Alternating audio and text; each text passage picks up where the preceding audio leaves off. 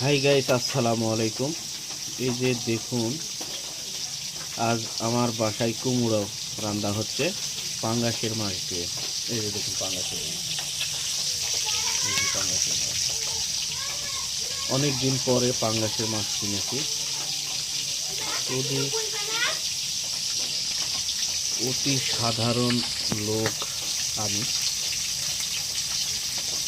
ইচ্ছে করলেই সবসময় পাঙ্গাস খেতে পারি না। তার কারণ পাঙ্গাস আমার পছন্দ না, ভালো লাগে না। কিন্তু আমার বাড়িওয়ালার জন্য পাঙ্গাস কিনতে হয়।